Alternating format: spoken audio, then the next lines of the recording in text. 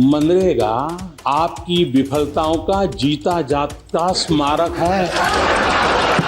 நான் மாற்றவே மாட்டேன். அது அப்படியே ஆண்டாண்டு காலத்துக்கும் இருக்கட்டும். அது ஒரு அவமான சின்னமா இருக்கும். அவமான சின்னமா இருக்கும். எது அவமான சின்னம்னா, ஒரு கிராமப்புறத்தில் இன்றைக்கு இருக்கக்கூடிய சாதாரண மக்களினுடைய வாழ்வையும் வாழ்வாதாரத்தையும் வாழ்நிலையையும் புரிந்து கொள்ளாத மனிதர் இந்தியாவினுடைய பிரதமராக இருப்பதுதான் அவமான சின்னம். இதுல இந்த பேர் மாற்றத்துல இன்னொரு பேர் வச்சிருக்காங்களே, பிபி ஸ்ரீராம்ஜி சார். அவர் ஒரு ஏமாற்றுக்காரர் சார். நாங்க 125 நாள் ஆக்க போறோம், 15 நாள்ல சம்பளத்தை கொடுக்க போறோம் அப்படிங்கறதெல்லாம் இருக்குல்ல. நீங்க மோடி டிப்பிக்கலா ஒரு ஏமாற்றுக்காரர் எப்படி இதை மாற்றுகிற போது பண்ணுவாரோ அப்படிதான் பேசுவார். महात्मा जी जो है श्री राम को लेकर जो है रघुपति राघव राजा राम को लेकर उन्होंने एक नेशनल एंथम बनाया था, जिससे उन्होंने पूरे देश को जो है संगठित किया था.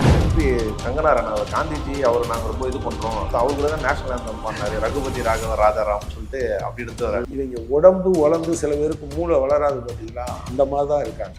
மூளை செலவை செய்யப்பட்ட நபர்கள். தமிழ்நாட்டில் ஒரு வார்த்தை புழக்கத்தில் இருக்கு, அதை சொல்ல வேண்டாம்னு நினைக்கிறேன். இவங்க எல்லாம் அதை விட மோசமானவர்கள் என்பதை அசாப் நவ் ஒரு 5,78,00,000 பேர் பயனாளிகள் அட்டை வச்சு. இந்த 5,78,00,000 பேர்ல எவ்வளவு பேருக்கு 100 நாள் வேலை கிடைச்சிருக்கும்னு நினைக்கிறீங்க? 10% கூட இல்லை, வெறும் 7% பேருக்கு, 47 லட்சம் பேருக்கு மட்டும்தான் இந்த வேலை வாய்ப்பு கிடைச்சு. இன்னொன்று சராசரி வேலை வாய்ப்புன்னு பார்த்தீங்கன்னா கடந்த ஆண்டு வெறும் 50 நாள், இந்த 100 நாளையும் சேர்த்து பார்த்தீங்கன்னா 50, கிட்டத்தட்ட 210 நாள் கிடைத்த பிறகுதான் நீங்க இந்த சம்பளத்தை கொடுக்குறீங்க. உங்கள் பாக்கெட்டில் அந்த காசு வந்தா தான் உங்க தட்டில் சோறு விழும் என்று இருக்கக்கூடிய சாதாரண கிராமத்து மக்களுடைய சோத்தை பறிச்சவர். அது யூனிவர்சல் என்றால் இந்தியா முழுவதும் இருக்கக்கூடிய கிராம பகுதிகளுக்கு போறது. இப்ப இனிமே அப்படி இருக்காது. அவங்க என்ன சொல்லுவாங்கன்னா நோட்டிஃபைடு ஏரியான்னு சொல்லியிருக்காங்க. நோட்டிஃபைடு ஏரியா என்பதனுடைய பொருள் என்ன? நீங்க அவங்க சில ஏரியாவை ஃபிக்ஸ் பண்ணுவாங்க, சில ஏரியாவை விட்டுருவாங்க. உதாரணமா தமிழ்நாடு முழுவதுமே கூட விடலாம். தமிழ்நாடு இதை புறக்கணிச்சிருவாங்கன்னா இப்போ 100 நாள் வேலை திட்டம் இதுக்கப்புறம் இந்த பயனாளிகளுக்கு அது கிடைக்காது. ட்ரைப்ஸ் நேயர்களுக்கு வணக்கம். இன்றைய நிகழ்ச்சியில் நம்மோடு பேச இந்திய கம்யூனிஸ்ட் கட்சி மார்க்சிஸ்டோட மாநில செயற்குழு உறுப்பினர் தோழர் கனகராஜ் அவர்கள் இணைந்துள்ளார். வாருங்கள் அவர் பேசுவோம். தோழர் வணக்கம். வணக்கம். மகாத்மா காந்தி ஊரக வேலைவாய்ப்பு உறுதி திட்டம் அதை ரீஃபார்ம் பண்ணிருக்காங்க, பேரையும் மாத்திருக்கிறாங்க. அது பேர்ல காந்தியோட பேர் இருக்குதுன்னு சொல்லி அனைத்தனமா பாஜக சார்ந்த எல்லாரும் வாதாடுறாங்க. ஒண்ணு, அது நாங்க காந்தியை புறக்கணிக்கல, காந்திக்கு அவமரியாதை செலுத்தல, நாங்க அவரை போட்டுறோம் அப்படின்னு சொல்றாங்க. இன்னொரு பக்கம் இதை இன்னும் டெவலப் பண்றதுக்காக, இன்னும் இது அதிகப்படியான விவசாய கூலிகளை போய் சேர்றதுக்காக இதை செய்யறோம் அப்படின்னு சொல்லியிருக்காங்க. முதல் கட்டமா அவங்க பாருங்க. முதல்ல நீங்க ஒரு தம்ப் ரூல் எப்போதுமே நீங்க வச்சுக்கலாம். பாஜக எதை சொல்லுதோ அதற்கு நேர் எதிரான விஷயங்களைத்தான் செய்யும் என்பதை நாம் காலம் முழுவதும் பார்த்துக்கிட்டு வரோம். இப்போ உதாரணமாக 2 கோடி பேருக்கு வேலை கொடுப்போம், எனவே மன்மோகன் சிங்கை வெளியே அனுப்புங்கன்னாங்க. ஆனால் அதுக்கு பின்னால் ஒன்றிய அரசாங்கத்தில் 10 லட்சம் வேலை வாய்ப்புகள் இன்றைக்கும் காலியாக இருக்கு. இப்போ ஒன்றிய பொதுத்துறை நிறுவனங்கள் இருக்கு இல்லையா, அதில் இவங்க ஆட்சிக்கு வரும்போது 13 லட்சம் பேர் நிரந்தரமாக வேலை பார்த்தாங்க. இப்போ வெறும் 4 லட்சம் பேர் வேலை பார்க்குறாங்க. ரயில்வே தான் இந்தியாவிலேயே பெருமளவுக்கு வேலை வாய்ப்பு தருகிற நிறுவனம். 14 லட்சம் வேலை வாய்ப்புகள் இருக்கு அந்த இடத்துல. 3,10,000 பணியிடங்கள் இன்னும் காலியாக இருக்கு. அதில் கிட்டத்தட்ட 1,70,000 பணியிடங்கள் பாதுகாப்பு சம்பந்தமானது. அவர் விவசாயிகளுக்கு 1.5 மடங்கு விளைபொருளுக்கு தருவேன்னாரு. செஞ்சுட்டாரா? 2 விவசாயிகளுடைய வருமானத்தை 2022க்குள்ள 2 மடங்காக மாற்றுவோம்னாரு. செஞ்சுட்டாரா?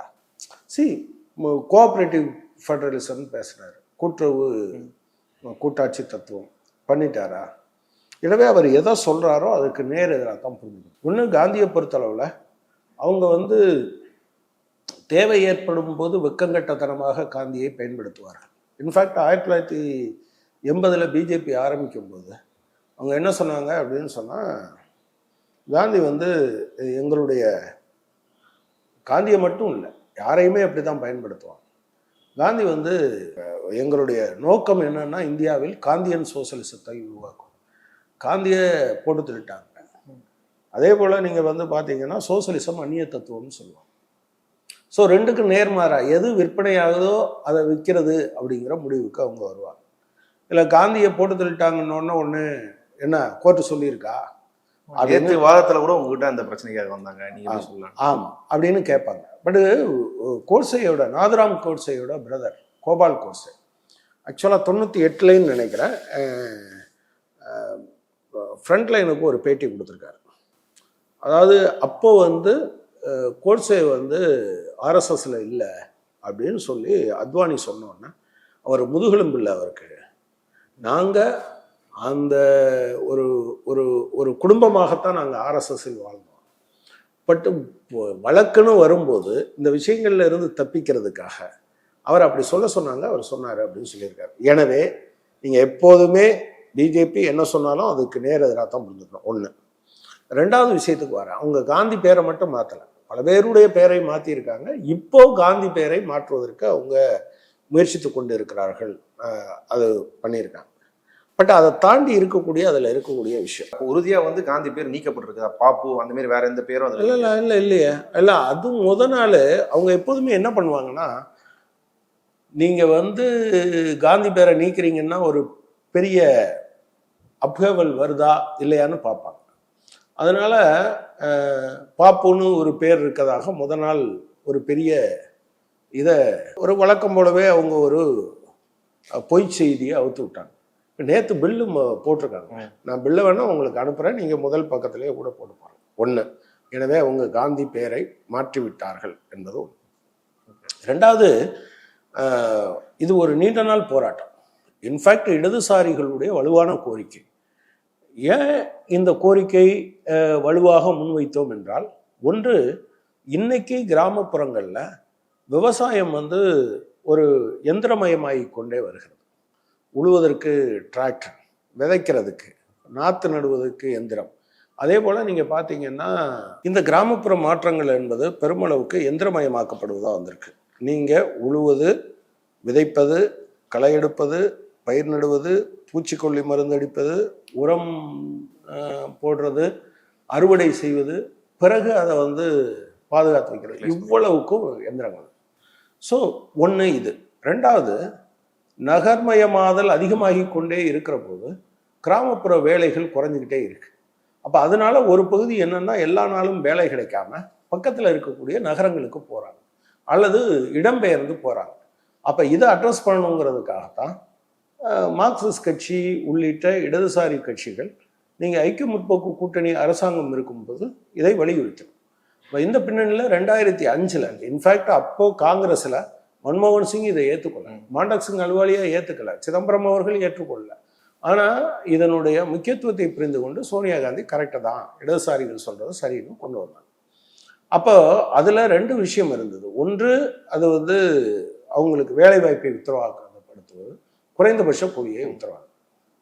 பட் இது இந்தியாவினுடைய கிராமப்புறங்களில் ஒரு சின்ன பொருளாதார நடவடிக்கையில் மேம்பாட்டை அது உருவாக்கியது.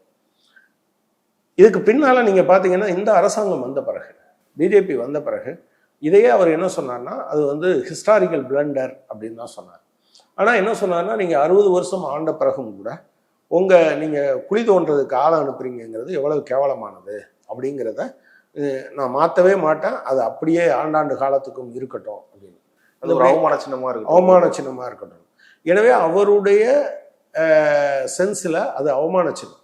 பிரதமர் மோடியினுடைய டெஃபினிஷன்ல मेरी राजनीतिक सूझबूझ कहती है कि मनरेगा कभी बंद मत करो।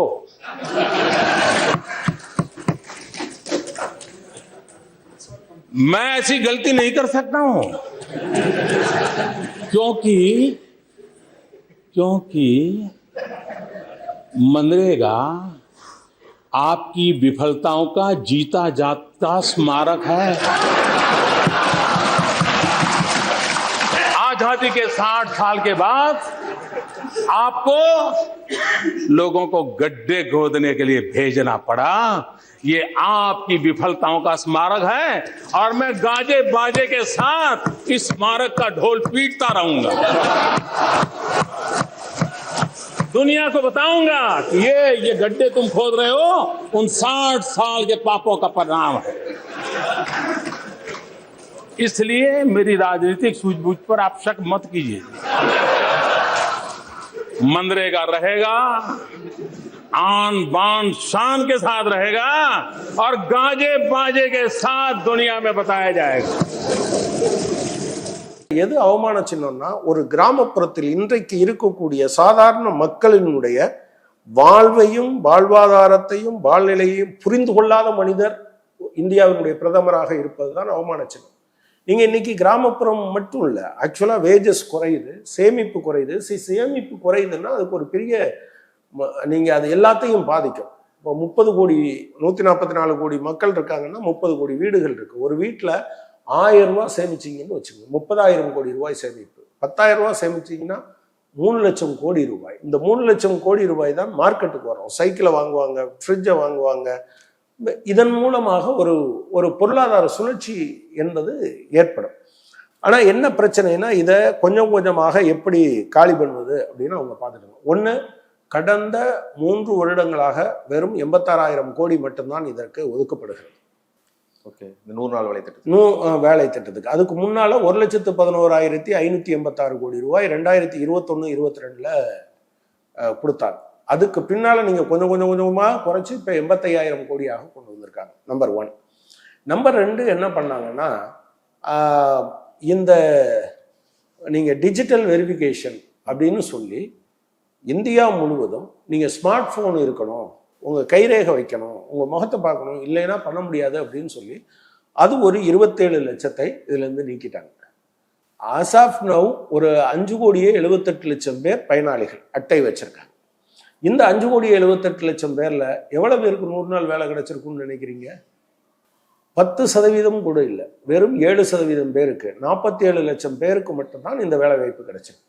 இன்னொன்று, சராசரி வேலை வாய்ப்புன்னு பார்த்தீங்கன்னா கடந்த ஆண்டு வெறும் 50 நாட்கள் சராசரி வேலை வாய்ப்பு. இந்த 100 நாளையும் சேர்த்து பார்த்தீங்கன்னா 50 நாள். இன்னும் ஒரு பகுதியில் பார்த்தீங்கன்னா இந்த அதுக்கு முந்தின வருஷம் 52, 56 அப்படி இருந்து இப்போ 50 நாளாக வந்திருக்கு. இன்னொரு பக்கத்தில் மாநில அரசுகளுக்கு ஒரு கடும் நெருக்கடியை கொடுத்தாங்க. என்ன கொடுத்தாங்கன்னா, முதல்ல 10%, அதாவது என்னன்னா, நீங்கள் வேலைக்கு போகிற அந்த அன்ஸ்கில்டு ஒர்க்கர் இருக்காங்களே, அந்த சம்பளத்தை ஒன்றிய அரசாங்கம் ஏற்றுக்கணும். வேற அதை சூப்பர்வைஸ் பண்றவர், அதே போல அதுக்கு வேண்டிய தளவாட சாமான்கள், இது ரெண்டையும் மாநில அரசாங்கம் ஏற்றுக்கொள்ளும். இதுதான் ஆரம்பத்தில் இருந்தது. அப்போ 10% மாநில அரசாங்கம், 90% ஒன்றிய அரசாங்கம் என்று இருந்தது. அப்புறம் இடையில இவங்க என்ன சொன்னாங்கன்னா, இல்லை நாங்கள் அதை 75-75 மாத்திரம், மாநில அரசாங்கம் 25% கொடுக்கணும். மாநில அரசுகள் எவ்வளவோ கஷ்டம் இருந்த போதும் அதை ஏற்றுக்கொண்டார்கள். அதுக்கு பின்னால என்ன பண்ணாங்கன்னா, இப்போ அதுல அதையும் 40% மாநில அரசாங்கம் கொடுக்கணும் அப்படின்னு மாத்திட்டாங்க. இதுக்கிடையில நீண்ட நாட்களாக பணத்தை கொடுக்காம வச்சுக்கணும். நீங்க என்ன நடக்கும், இப்போ கிராமத்துல பஞ்சாயத்து தலைவர் திமுகவோ அதிமுகவோ கம்யூனிஸ்ட் கட்சியிலயோ இருப்பார். அவர் தான் இவங்கள வேலைக்கு கூப்பிடுவார். அப்போ பணம் கிடைக்கலன்னு அவரை போய் தான் சண்டை போடுவாங்க. திமுக காரராக இருந்தால் திமுக சண்டை போடுவாங்க, கவர்மெண்ட்டை சண்டை போடுவாங்க. இது இவ்வளவும் நடக்கும். நீங்கள் எவ்வளவு நாள் லேட்டாக கொடுத்தாங்கன்னு கடைசி முறை நீங்கள் பார்த்தீங்கன்னா தெரியும். இந்த ஆண்டு ஜனவரி 12ஆம் தேதி தமிழ்நாட்டினுடைய முதலமைச்சர் திரு மு க ஸ்டாலின் அவர்கள் ஒரு கடிதம் பிரதமருக்கு எழுதுகிறார். அதில் என்ன சொல்கிறாருன்னா, 1056 கோடி ரூபாய் நீங்கள் பாக்கி வச்சுருக்கீங்க. 1056 கோடி ரூபாய்னா அது டிசம்பர், நவம்பர், ஒருவேளை அக்டோபரில் ஒரு பகுதியும் இருக்கலாம். அடுத்து ஜனவரியில் அவர் எழுதுறாரு, கொடுக்கல. பிப்ரவரி கொடுக்கல, மார்ச் கொடுக்கல, ஏப்ரல் கொடுக்கல, மே மாதம் முதல் வாரத்தில் கொடுத்தார்கள். நீங்கள் யோசிச்சு பாருங்கள், 7 மாதம் கிட்டத்தட்ட 210 நாள் கிடைத்த பிறகுதான் நீங்கள் இந்த சம்பளத்தை கொடுக்குறீங்க. உங்கள் பாக்கெட்டில் அந்த காசு வந்தால் தான் உங்கள் தட்டில் சோறு விழும் என்று இருக்கக்கூடிய சாதாரண கிராமத்து மக்களுடைய சோத்தை பறிச்சவர் அவர். ஸோ இது எல்லாம் இருக்கு. அவங்களுக்கு எப்போதுமே இது உறுத்திக்கிட்டே இருந்தது. இந்த காரணத்தினால் இதை மாற்ற வேண்டும் என்று அவர்கள் தொடர்ச்சியாக முயற்சித்து கொண்டே வந்தார்கள். இப்போது அதை செய்ய ஆரம்பித்தார். இல்லை, இப்போ வந்து ஏற்கனவே கொடுக்கணும்னு இருக்கு, அதை கொடுக்கறத தாமதப்படுத்துறது, இல்லை அதை ஒரு பேச்சுவார்த்தையின் மூலியமா வந்து அளவை வந்து குறைக்கிறதுன்னு இருக்குது. இப்போ வந்து 60-40 சொல்லியிருக்காங்க. ஆனால் அது எங்கே கொடுப்போம்னா, யூனியன் கவர்மெண்ட் வந்து வெரிஃபைட் பண்ணுற பகுதிகளில் கொடுப்போம், எல்லாருக்குமானது கிடையாது. இதுக்கு முன்னாடி வந்து அது இந்தியா முழுக்க எந்த பகுதியில இருந்து வேணா அதை கோரலாம், 15 நாள்ல அந்த மாதிரி கோரலான்ற மாதிரி இருக்குது. இப்போ அதை வந்து ரெஸ்ட்ரிக்ட் பண்ணியிருக்கிறாங்க. ரெண்டாவது, இதுக்கு முன்னாடி கொடுத்த பணம் கூட ஆவர செலவு வந்து 90%. இப்போ வந்து இவங்க ஒரு ஃபண்டு கொடுப்பாங்க, அதை மீறி எவ்வளவு ஆகுதோ அதை நம்ம பார்த்துக்கணும்னு சொல்றதுன்றது வந்து அதை எப்படி புரிஞ்சுக்கிறது? அது என்ன? இல்லை, அதான் இதை எப்படி அழிக்கிறாங்கன்னு நீங்க பாத்தீங்கன்னா, இந்த பொதுவா நாங்கள் 125 நாள் ஆக்க போறோம், 15 நாள்ல சம்பளத்தை கொடுக்க போறோம் அப்படிங்கிறதெல்லாம் இருக்குல்ல. நீங்க மோடி டிப்பிக்கலா ஒரு ஏமாற்றுக்காரர் எப்படி இதை மாற்றுகிற போது பண்ணுவாரோ அப்படிதான் பேசுவார். இந்த 125 நாள் கொடுக்கறதுனா, இதுவரை 125 நாள் கொடுக்கறத உங்களை எது தடுத்தது? அல்லது உடனடியாக 15 நாள்லயே கொடுக்க முடியும்னா 7 மாசம் ஒரு இழுத்தடிச்சதை எது கொடுத்தது? இவங்கள்ட்ட பைசாவே இல்லையா? நீங்க ஆட்சி பொறுப்புக்கு வந்து கடந்த 10 வருடங்களில் 18,56,000 கோடியை பெருமுதலாளிகளுக்கு தள்ளுபடி செஞ்சிருக்கீங்க. அது எத்தனை பேருக்கு? ஒரு 20 பேர் 30 பேர் வருவாங்க, அதிகபட்சம் போனால் 50 பேர் வரும். ஒரு 50 பேர் பெருமுதலாளிகளுக்கு 18,56,000 கோடியை தள்ளுபடி செய்த உங்களுக்கு இந்தியா முழுவதும் இருப்பதில் இவ்வளோ பெரிய மக்கள் தொகை இல்லையா? 5,78,00,000 பேர் பயன்பெறுகிற இந்த இதுக்கு நீங்கள் அவ்வளவு கூட கொடுக்கலையே. அப்போ இதை மாற்றணும்னு நினைக்கிறாங்க. இப்போ என்னெல்லாம் மாற்றிருக்காங்கன்னா, நீங்கள் அது மட்டும் இல்லை, நீங்கள் தொடர்ச்சியாக பார்த்தீங்கன்னா, ஒன்று இப்போ அது யூனிவர்சல் என்றால் இந்தியா முழுவதும் இருக்கக்கூடிய கிராம பகுதிகளுக்கு பொருந்தும். இப்போ இனிமேல் அப்படி இருக்காது. அவங்க என்ன சொல்லுவாங்கன்னா, நோட்டிஃபைடு ஏரியான்னு சொல்லியிருக்காங்க. நோட்டிஃபைடு ஏரியா என்பதனுடைய பொருள் என்னன்னா, நீங்கள் வந்து அவங்க சில ஏரியாவை ஃபிக்ஸ் பண்ணுவாங்க, சில ஏரியாவை விட்டுருவாங்க. உதாரணமாக தமிழ்நாடு முழுவதுமே கூட விடலாம். ஏன்னா அவங்க நீங்கள் வந்து ஃபினான்ஸ் கமிஷன்லேயே ஏற்கனவே அதை ஆரம்பிச்சிட்டாங்க. ஆவரேஜ் இன்கம் என்ன இருக்குது அப்படின்னு, நேஷனல் ஆவரேஜ் இன்கம்ல இருந்து எவ்வளவு டிஸ்டன்ஸ் இருக்குன்னு பார்த்து அவங்களுக்கு கூடுதலாக நிதி கொடுக்குறது, மற்றவங்களுக்கு குறையா நிதி கொடுக்குறதுங்கிறதுல தமிழ்நாடு பாதிக்கப்பட்டிருக்கு. நான் தமிழ்நாடு இதை புறக்கணிச்சிருவாங்கன்னா இப்போ 100 நாள் வேலை திட்டம் வந்து இதுக்கப்புறம் அந்த பயனாளிகளுக்கு வந்து அது கிடைக்காது. அப்புறம் ரெண்டாவது விஷயம், இதுவரை இருந்தது டிமாண்ட் ரிவன்னா என்னன்னா, அது வந்து ஏரியை தூர் வாடுறதுக்கோ ரோடு போடுறதுக்கோ உருவாக்கப்பட்டது அல்ல, வேலையை உத்தரவாதப்படுத்துவதற்கு. அதனுடைய பொருள் என்னன்னா, நீங்கள் எனக்கு வேலை கொடுக்கணும், 15 நாளுக்குள்ளே எனக்கு வேலை கொடுக்க முடியலைன்னா நீங்கள் சம்பளத்தை கொடுத்துடணும். அதுக்கு ஒரே கண்டிஷன் என்னென்னா, சம்மந்தப்பட்ட நபர் வந்து எழுத்துப்பூர்வமாக எனக்கு நான் இந்த அட்டையெல்லாம் நம்பர் போட்டு இந்த இதில் எனக்கு வேலை கொடுக்கணும். இனிமேல் அது இருக்காது. அப்போ என்னென்னா, இவங்க சொல்கிற செலக்டட் ஏரியா. ரெண்டாவது விஷயம், பட்ஜெட்ரி ப்ரொவிஷன் வந்து அது மாறிக்கிட்டே இருக்கும். நீங்கள் இந்த 2021-22 வரிசையாக பாருங்கள். அதுக்கு முன்னாலேயும் பார்த்தீங்கன்னா, இவங்க பட்ஜெட்ரி அலோகேஷன் ஒன்று சொல்லுவாங்க, ரிவைஸ்டு எஸ்டிமேட் ஒன்று சொல்லுவாங்க. அது வந்து பட்ஜெட் ஒதுக்கீடை விட திருத்தப்பட்ட மதிப்பீடு அதிகமாக இருக்கும். திருத்தப்பட்ட மதிப்பீட்டை விட எது அதிகமாக இருக்கும்? ஆக்சுவலாக செலவழித்த தொகை அதிகமாக இருக்கும்.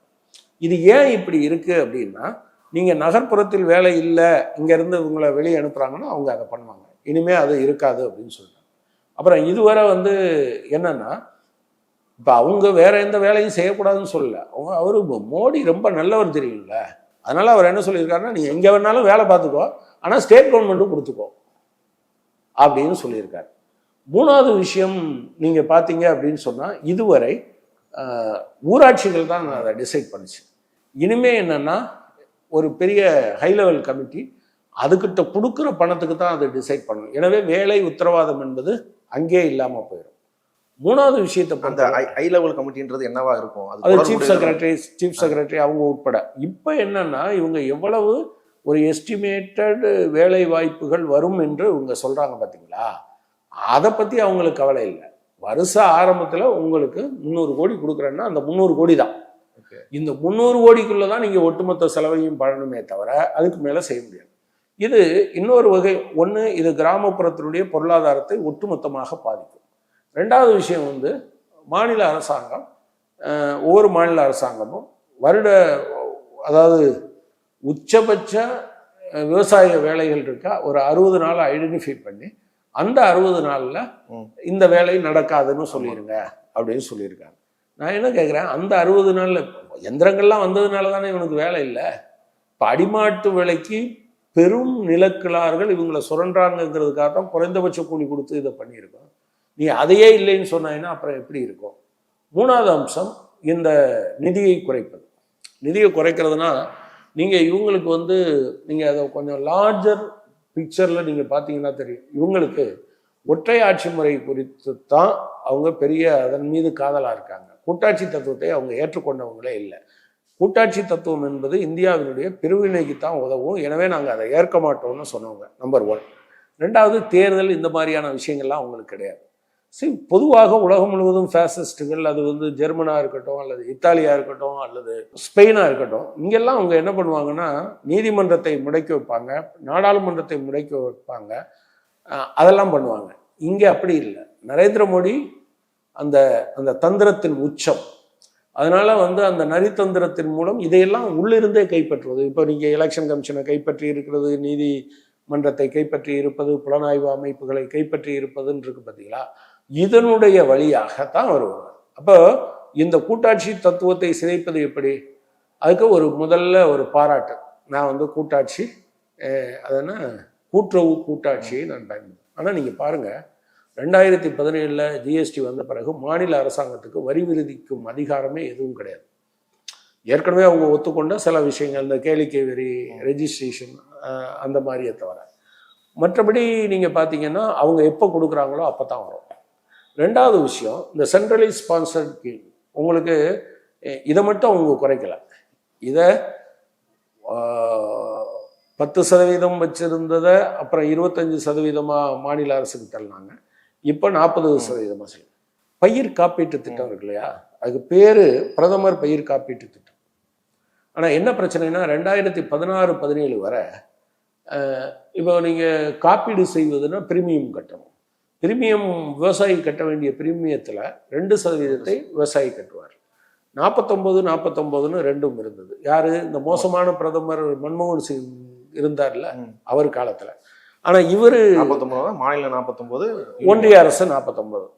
இவர் சொல்லிட்டார், விவசாயிகள் மேலே எனக்கு காதல் இருக்கு, ஆனால் நான் அவ்வளோலாம் தர முடியாது, வெறும் 25% தான் தருவேன். இந்த 25% போக இப்போ மாநில அரசுக்கு என்ன ஒன்று, அந்த மீதி இருக்கக்கூடிய 24% இவங்க என்ன செய்யணும்? அவங்க கை காசு போடணும், இல்லைன்னா விவசாயிகிட்ட கொடுக்கணும். விவசாயிகிட்ட கொடுத்தா இவங்க அன்பாப்புலர் ஆயிடுவாங்க, வேற வழி இல்லாமல் அரசாங்கம் ஏற்றுக்கணும். இங்கே பாருங்கள், 2016-17 566 கோடி ரூபா தமிழ்நாடு அரசாங்கம் கொடுத்தது. 2023 2250 கோடி ரூபா கொடுத்துருக்கு, கிட்டத்தட்ட 4 மடங்குக்கும் அதிகம். அப்போ இந்த ஆனால் அவங்களுக்கு அப்படி கிடையாது. இதே போல் நீங்கள் வந்து போஸ்ட் மெட்ரிக் ஸ்காலர்ஷிப், அது வந்து அதாவது 10ஆம் வகுப்புக்கு பிந்தைய பட்டியலின பழங்குடியின மாணவர்களுக்கு ஸ்காலர்ஷிப் என்பது பிரிட்டிஷ்காரன் காலத்திலேருந்து இருந்தது. அப்போ ஒன்றிய அரசாங்கம் 75% கொடுத்துக்கிட்டு இருந்தது, மாநில அரசாங்கம் 25. நரேந்திர மோடி ஆட்சிக்கு பொறுப்பு வந்த பிறகு இதெல்லாம் ஸ்கிராப் பண்ணியா அப்படின்னு சொல்லிட்டார். ஸோ 15-16 16-17 அதுக்கு நிதியை ஒதுக்கலை. பிறகு எல்லா மாநில அரசுகளும் சண்டை போட்ட பிறகு என்ன சொன்னாங்கன்னா, இனிமேல் வேணால் நாங்கள் 60% தாரோம் அப்படின்னு 18-19 இருந்து அது அமலுக்கு வந்தது. ஆனால் 18-19 என்ன பண்ணாங்க அப்படின்னு சொன்னால், இவர் நம்ம எடப்பாடி பழனிசாமி, ஏன்னா அவங்க 2 பேரும் அப்பவும் கூட்டணியில் தான் இருந்தாங்க, அவர் ஒரு கடிதம் எழுதியிருக்கார். அந்த கடிதத்தில் என்ன சொல்கிறாரு, நீங்கள் 75-60 ஆக்கிட்டீங்க, இப்போ இந்த 60ஐயும் ஒழுங்காக கொடுக்க மாட்டேங்கிறீங்க, நாங்கள் 7000 கோடிக்கும் அதிகமாக செலவழிச்சிருக்கோம், 4000 கோடிக்கும் அதிகமாக எனக்கு கொடுக்கணும், வெறும் 1700 கோடி தான் கொடுத்துருக்கீங்க, தமிழ்நாடு மிகப்பெரிய அளவில் கஷ்டத்தில் இருக்கு. இப்படி நீங்கள் பார்த்தீங்கன்னா ஒவ்வொன்றா எடுத்தீங்கன்னு வச்சுக்கோங்க. அதே போல் வெளிநாட்டில் படிக்கிற சிறுபான்மையின மாணவர்களுக்கு அவங்க லோன் கொடுத்தாங்கன்னா அந்த லோனுக்கு சப்சிடி கொடுத்தாங்க, அதை ஃபுல்லாக நிறுத்திட்டார். பேகம் ஹசரத் மஹால் ஸ்காலர்ஷிப் இருந்தது, அதை நிறுத்திட்டார். இப்போ தமிழ்நாடு கவர்மெண்ட் என்ன பண்ணுது, வெளிநாட்டில் படிக்கிறீங்களா, உங்களுக்கு ஒரு 20 லட்சம் ரூபா தரேன். ஸோ மாநில அரசாங்கம் இருக்கும், ஆனால் செயல்பட விடாமல் அவர்களை பொருளாதார நெருக்கடியில் தள்ளி அல்டிமேட்டாக என்னென்னா நீங்கள் கெஞ்சிக்கிட்டு இருக்கோம். யார்கிட்ட? நீங்கள் அது ஏதோ மு.க. ஸ்டாலின் கவர்மெண்ட் இருக்குது அல்லது பினராயி விஜயன் கவர்மெண்ட் இருக்குது அப்படின்லாம் நினைக்காதீங்க. மக்கள் 30/9/2019 இவர் ஒரு கடிதம் எழுதியிருக்கார். யார்? எடப்பாடி பழனிசாமி முதலமைச்சர் என்கிற முறையில் பிரதமருக்கு அவர் என்ன சொல்றாரு, இப்போ சொல்றாங்கல்ல பிஎம்ஸ்ரீ நீ அமல்படுத்தலை, அதனால தான் காசு கொடுக்கல. அப்போ பிஎம்ஸ்ரீ கிடையாது. அப்போ இந்த திட்டம் இப்போ சமக்கிர சிக்ஷா அபியான் இருக்க திட்டம் அப்போ 2ஆ இருந்தது, சர்வ சிக்ஷா அபியான், ராஷ்டிரிய மத்தியமிக் சிக்ஷா அபியான். இது 2க்கும் இவர் கடிதம் எழுதுறது எப்போ 19. ஆனால் அதில் அவர் என்ன குறிப்பிடுறாரு, 15-16 எனக்கு பாக்கி வச்சிருக்க அப்படின்னு சொல்லி 4000 கோடி 3700 கோடி ரூபா கொடுங்கன்னு கேட்டிருக்காரு. எனவே அவங்க இயல்பாகவே மாநிலங்கள் சுயேட்சையாக இயங்கக்கூடாது என்பதை திட்டமிட்டு வெவ்வேறு வழிகளில் சொல்கிறார்கள். அதற்கு பசப்பு வார்த்தை, விஷம் தோய்ந்த அம்புகளை எய்கிறார்கள். அது உங்களுக்கு வலிக்காம இருக்கிறதுக்கு அதில் மயக்க மருந்து தடுவுறாங்க, விஷத்தை கொடுக்கும்போது அது இனிப்பு கலந்து கொடுக்குறாங்க. அதுதான் மகாத்மா காந்தி ஊரக வேலைவாய்ப்பு திட்டத்தில் அவங்க செய்கிற வேலை. ஓகே, இப்போ இந்த 100 நாள் வேலை திட்டம்ன்றது நாங்கள் பார்த்துருப்போம். கிராமப்புறங்களில் இருக்கிற பசங்க முதல் திறமை ஆட்கள் இருக்காங்களே, அவங்க காம்படிட்டிவ் எக்ஸாம் படிக்கிறதுக்கோ வேற ஏதோ ஒன்று கற்றுக்கிறதுக்கோ அவங்க ஃப்ரீயாக இருக்கிறதுக்கு அவங்க பேரண்ட்ஸ் வந்து அதை ஹோல்டு பண்ணிட்டு இருந்தாங்க. அந்த வேலையை பெற்றோர்கள் வந்து அந்த வேலையில இருந்து அதை பண்ணியிருந்தாங்க. இப்போ அதாவது ஏற்கனவே அந்த மாரி வேலை வாய்ப்பு அதிகப்படுத்தப்படலை, வேலை வாய்ப்பெல்லாம் நிரப்பப்படலை. அப்படி இருக்கும்போது அதுக்கு அதை ஒரு மூச்சு விடுற ஸ்பேஸா இருந்தது தான் இந்த 100 நாள் வேலை திட்டம். அதையும் வந்து இப்போ உருவுறது. ரெண்டாவது அது இருக்கா இல்லையா, பணம் எப்போ வரும்ன்றதப்ப இப்போ இனி பஞ்சாயத்துல போய் கேட்க முடியாது. இது எந்த மாதிரியான ஒரு நெருக்கடியை, எந்த மாதிரியான ஒரு பிரச்சனையை வந்து இல்லை, அதான் தமிழ்நாடு மட்டும் இல்லை, இந்தியா முழுவதையும் ஒட்டுமொத்தமாக அவங்க இந்த எடுக்கிற நடவடிக்கை சீரழிக்கத்தான் செய்யும். நீங்கள் வந்து பார்த்தீங்கன்னா, இப்போ நீங்கள் சொன்னீங்கல்ல பையன் படிக்கிறான் அப்படின்னு. சரி, கால்கையோடு இருக்கிறவனுக்கு பரவாயில்ல. இந்த வேலை திட்டத்தில் மாற்றுத்திறனாளிகள் ஒரு சின்ன சின்ன வேலைகளுக்காக பயன்படுத்தி ஆனால் முழு நாள் சம்பளம் கிடைக்கும். சரி, ஒரு நாகரிக சமூகம் என்பது எப்படி இருக்கணும்? உங்க சமூகத்தில் கடைநிலையில் இருக்கக்கூடிய ஒரு ஆள் இருக்கார் பார்த்தீங்களா, அவரும் மற்றவர்களுக்கு இணையாக வாழ்வதற்கான வாய்ப்புகளை, இணையா வாழ முடியாது, ரொம்ப சிரமமா இருக்கும், ஆனா இணையா வாழ்வதற்கான வாய்ப்புகளை உருவாக்குவது, அதுதான் நாகரிக சமூகம். நரேந்திர மோடியும் பாஜகவும் RSSம் காட்டுமிராண்டி காலத்தை நோக்கி இந்தியாவை இழுத்து செல்கிறார். சரி, அதுல இவங்களுக்கு ஒரு லாபம் இருக்கு. வேலை இல்லாம இருக்காங்கன்னு வச்சுக்கோங்க, ஒரு கோபம் கொழுந்து விட்டு எரியும். அப்போ இஸ்லாமியர்கள் மீது, கம்யூனிஸ்டுகள் மீது, கிறிஸ்தவர்கள் மீது அந்த கோபத்தை திருப்பி விடுறது, கொள்ளையடிக்க விடுறது. நீங்கள் எல்லா இடத்துலையும் RSS தகராறு பண்ண இடத்துலலாம் பார்த்தீங்கன்னா கொள்ளை சம்பவம் சேர்த்தே தான் நடக்கும். அப்போ இவங்க அதையெல்லாம் செய்வதற்கு ஒரு ஒரு ஒரு படித்த சமூகம் அல்லது வந்து ஒரு ஒரு ஒரு வருமானம் இருக்க சமூகம் இதுக்கு வராது. அப்போ அதுக்கும் சேர்த்தே அவங்க இதை தயார் பண்ணுறாங்க அப்படிங்கிறது. உண்மையிலே படித்த இளைஞர்கள் கிராமப்புறத்தில் இருக்கவங்களுக்கு அவங்களுக்கு பலவிதமான சிக்கல் இருக்கு. நீங்கள் போக்குவரத்து கூட பிரச்சனை. எனக்கு தெரிஞ்சு இப்போவும் சென்னைக்கு வந்து படிக்க வர்ற சில மாணவர்கள் அங்கே இருக்க லாரி எதையாவது பிடிச்சி வர்ற ஏற்பாட்டை நம்ம பார்த்துருக்கோம். நீங்கள் இப்போ காலை சிற்றுண்டிய ஒரு பத்திரிகை தினமலர் கேவலமாக எழுதுச்சு. அதுனா எறும்பு வெளியும் டபுள் சாப்பாடு அப்படின்னு ரொம்ப. நீங்கள் நான் படிக்கும்போது கூட பசங்க அசம்பிளியில் நிற்பானுங்க, திடீர்னு அந்த வெயிலில் மயங்கி விடுவாங்க. கொண்டு போய் நீங்கள் தண்ணி அடித்து எழுப்பி விட்டீங்கன்னு வச்சுக்கோங்களேன், காலையில் சாப்பிடல சார், நைட்டும் சாப்பிடல சார்மா. அப்போ எனக்கு இது புரியலை. நானும் இப்போ பட்னியாக இருக்கேன், நீங்களும் பட்னியாக இருந்திருப்பீங்க. ஆனால் சாப்பிடுவதற்கு காசு இல்லை, அதனால் சாப்பிடவில்லை என்கிற உணர்வு இருக்குது பார்த்தீங்களா? பட்னியாக கிடக்கிறத விட இந்த உணர்வு ரொம்ப முக்கியம். ஸோ இப்போ பல பேரும் பட்னியாக இருந்தெல்லாம் படிச்சுட்டு இருக்காங்க. பசங்களை பார்க்குறேன், நீங்கள் ஹோட்டலில் போய் பாருங்கள், பல ஹோட்டலில் பசங்க வந்து சாயங்காலம் வந்து காலேஜ் முடிச்சுட்டு வந்து இந்த பரிமாறுகிற வேலையை அவர்கள் செய்து கொண்டு இருக்கிறார். ஆமாம், நான் போகிற இடத்துலலாம் ரொம்ப சின்ன பையனாக இருக்கானே, இவங்க வந்து இப்படி பண்ணுறான் அப்படின்னு கேட்டான். இவங்களுக்கெல்லாம் இது ஒரு பெரிய ஆதாரமாக இருந்தது. இந்த காலத்தில் கிராமப்புறத்தில் படிப்பதற்கான பிள்ளைங்க, அதே போல் பொம்பளை பிள்ளைங்களை அவங்க அப்படி தான் நடத்துவாங்க. நீங்கள் மறந்துடாதீங்க, வருமானம் கட்டானா முதல்ல பாதிக்கப்பட போகிறது யார் தெரியுமா? பெண்கள். செல்வி ஜெயலலிதா ஒரு முறை என்ன பண்ணாங்கன்னா, இலவச பஸ் பாஸை கட் பண்ணாங்க. உங்களுக்கு நினைவு இருக்குமான்னு தெரில. அனைமா நீங்கள் இல்லை, நாங்கள் கல்லூரியில் இருந்தால் நாங்கள் போராட்டலாம் அப்போ என்ன ஆச்சு, அவங்க தான் திரும்ப ரெஸ்டோர் பண்ணாங்க. ஏன் ரெஸ்டோர் பண்ணாங்கன்னா, அப்போ நிறையா ஸ்டடீஸ் வந்து என்ன வந்ததுன்னா, பிள்ளைங்க ட்ராப் அவுட் அதிகமாச்சு, பெண் குழந்தைகள் வந்து. ஸோ ஒரு ஒரு நெருக்கடி வருது அப்படின்னா, நீ பொட்ட பிள்ளை எதுக்கு நீ போற அப்படின்னு நிறுத்தி வச்சுருவாங்க. அடுத்த வீட்டுக்கு போறது தானே, நீ எதுக்கு, நீ என்ன ஆம்பளை பிள்ளையா, உனக்கு எதுக்கு அப்படின்னு. அதுக்கு பின்னால அவங்க ரெஸ்டோர் பண்ணாங்க. ஸோ நீங்கள் வெறுமனே பஸ் பாஸை நிறுத்தினது இல்லை, ஒரு குழந்தை, ஒரு பெண் குழந்தையின் கல்வியை பறிக்கிறீர்கள். கல்வி எம்பவர்மெண்ட், எம்பவர்மெண்ட். அதான் கல்வின்னா எம்பவர்மெண்ட், கல்வி இல்லைன்னா எம்பவர்மெண்ட் இல்லை. நீங்கள் வந்து பாஸ் இல்லைன்னா காலேஜுக்கு போக முடியாது. இப்போ 100 நாள் வேலையை பறிப்பதன் மூலமாகவும் நரேந்திர மோடி அதே காரியத்தை செய்கிறார். இதுல இந்த பேர் மாற்றத்துல இன்னொரு பேர் வச்சிருக்காங்களே, விபி ராம். ஆமா, ஜி ராம்ஜி. அவங்க சார், அவர் ஒரு ஏமாற்றுக்காரர் சார். நீங்க கரெக்டா புரிஞ்சுக்கங்க. ராமர் மேல அவருக்கு பெரிய காதலா? அவரு அரசியலுக்கு வந்த காலத்துல இருந்து ஜெய் ஸ்ரீராம் சொல்லிதான் பேச்சுவார்த்தையை ஆரம்பிப்பார், பேசுறதை. சரி, போன தேர்தலில் 2024 அயோத்தியில் தோற்று போயிட்டாங்க. உத்தரப்பிரதேசத்தில் கடந்த 3 தேர்தல்களை பார்க்கிற போது மிக மோசமாக அவர்கள் தோற்று போனார்கள். முதல் இடத்துக்கு சிங்கிள் லார்ஜஸ்ட் பார்ட்டியா 37 சீட்டில் இவங்க ஜெயிச்சிட்டாங்க. யாரு? சமாஜ்வாதி கட்சி. ஆக்சுவலாக என்ன நடந்தது, அவங்க 80 சீட்டை பிடிச்சிருவோம் அப்படின்னு சொல்லிட்டு இருந்த காலத்தில் நடந்தது. வெற்றி பெற்றாச்சு. போய் உட்காந்து பேசும்போது என்ன பேசினாரு, ஜெய் ஸ்ரீராம்னு சொல்லலை, பூரி ஜெகன். ஜெய் ஜெகநாத்னு சொன்னார். உங்களுக்கு ஓட்டு கொடுப்பாங்க அப்படின்னா காந்தியன் சோசலிசம்னு பேசுவாங்க. ஓட்டு கிடைக்காதுன்னு வச்சுக்கோங்க, நீங்க ராமரையே பழி வாங்குவாங்க. வா உன்னை நான் இனிமேல் ஜெய் ஸ்ரீராம் சொல்ல மாட்டேன்ப்பா அப்படின்னு தள்ளி விட்டுருவாங்க. இல்லை இவங்க எம்பி கங்கனா ரணாவத் பார்லிமெண்ட் வெளில வரன்ட்டு, இல்லை காந்திஜி அவர் நாங்கள் ரொம்ப இது பண்ணுறோம், அவர் கூட தான் நேஷனல் ஆந்தம் பாடினாரு, ரகுபதி ராகவ ராஜாராம்னு சொல்லிட்டு அப்படி எடுத்து வராங்க. महात्मा जी जो है श्री राम को लेकर जो है रघुपति राघव राजा राम को लेकर उन्होंने एक नेशनल एंथम बनाया था जिससे उन्होंने पूरे देश को जो है संगठित किया था. அதாவது தமிழ்நாட்டில் ஒரு வார்த்தை புழக்கத்தில் இருக்கு, அதை சொல்ல வேண்டாம்னு நினைக்கிறேன். இவங்க எல்லாம் அதை விட மோசமானவர்கள் என்பதை புரிந்து கொள்ளுங்கள். நரேந்திர மோடி பெரிய மேத்தமெட்டிஷியன் தெரியுமா?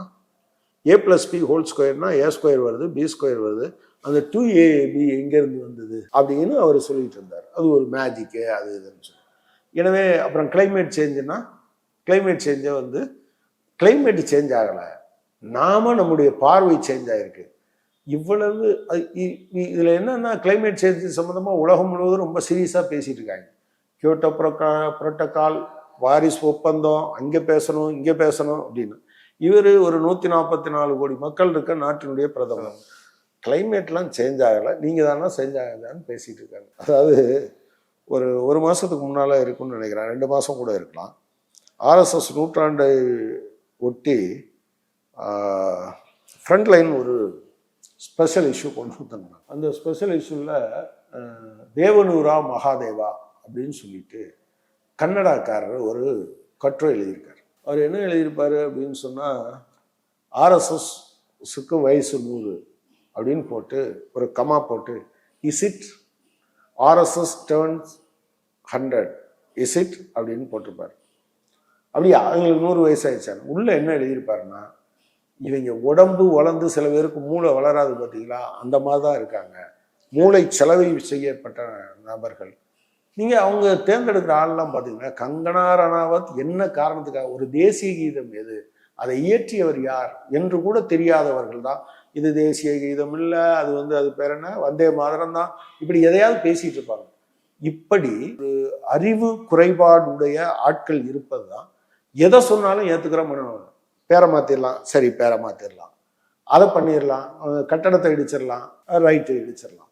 அப்போ ஒரு எதை கேட்டாலும் மந்தை ஆடுகளை போல சாய்கிற ஒரு கூட்டத்தை அவர்கள் உருவாக்குகிறார். பார்லிமெண்ட்ல இந்தியா பிளாக் சார்ந்தவங்க இது எதிராக ஜாயின் பார்லிமெண்ட்ல விசாரிக்கணும், வேற எது பேசினாலும் அங்க உடனே ஒரு அந்த பக்கம் ஒரு 50 பேர் இந்த ஜெய் ஸ்ரீராம் அந்த மாதிரி கத்துறது அப்படிங்கிறத வச்சு. இப்போ இது என்ன நடக்கும்?